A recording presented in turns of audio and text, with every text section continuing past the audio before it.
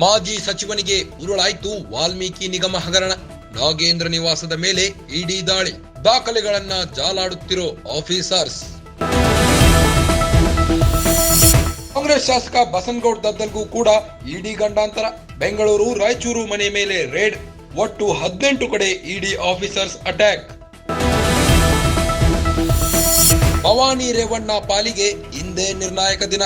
SIT ಸಲ್ಲಿಸಿದ್ದ ಅರ್ಜಿ ಸುಪ್ರೀಂನಲ್ಲಿ ವಿಚಾರಣೆ, ಜಾಮೀನು ರದ್ದಾದ್ರೆ ಬಂಧನ ಖಚಿತ. ರಂಗೇರಿದ ಚನ್ನಪಟ್ಟಣದ ಬೈ ಎಲೆಕ್ಷನ್ ಅಖಾಡ, ಮೈತ್ರಿ ಮಧ್ಯೆ ಮುಂದುವರೆದ ಟಿಕೆಟ್ ಕಗ್ಗಂಟು. ಬಿಜೆಪಿಗೆ 2 ಆಯ್ಕೆ ಮುಂದಿಟ್ಟ ಎಚ್ಡಿಕೆ. ರಾಜ್ಯ ರಾಜಕಾರಣದಲ್ಲಿ ಸಂಚಲನ ಮೂಡಿಸಿದ ಇಬ್ಬರ ಭೇಟಿ. ಎಚ್ಡಿಕೆ, ಸತೀಶ್ ಜಾರಕಿಹೊಳಿ ಸೀಕ್ರೆಟ್ ಸಭೆ, ಚರ್ಚೆಗೆ ಗ್ರಾಸವಾದ ಸಾಹುಕಾರ್ ನಡೆ.